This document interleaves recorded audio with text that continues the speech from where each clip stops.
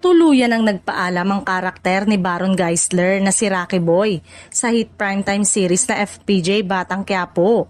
Bagay na agad na umani ng reaksyon mula sa mga manonood. Ayon sa mga kumakalat na balita, tuluyan ang tinapos ang kanyang karakter sa serye bilang bahagi ng bagong direksyon ng kwento. Si Baron ay binigyan ng makabuluhang spot sa Batang Quiapo at hindi matatawaran ng husay na ipinamalas niya sa bawat eksena. Noong mga nakaraang linggo ay kitang-kita ang husay na ipinapakita nito sa nasabing serye ni Coco na pinuri mismo ng aktor.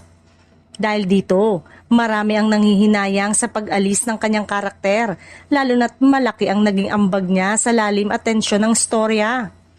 Lumabas din sa mga ulat na isa sa mga dahilan ng kanyang pag-alis ay ang bagong proyektong nakatakdang gawin ng aktor.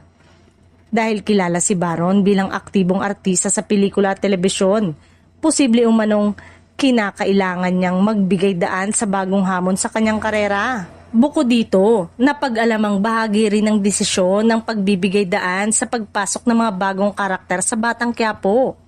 Sa patuloy na paglawak ng mundo ng serye, inaasahan ang mas masisikip na banggaan ng mga tauhan at panibagong linya ng kwento na tiyak na aabangan ng publiko.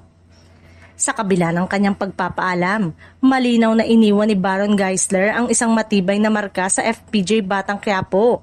Para sa maraming manonood, ang kanyang pagganap ay mananatiling isa sa mga tumatak na bahagi ng serye habang patuloy itong sumusulong sa mas maiinit na kabanata.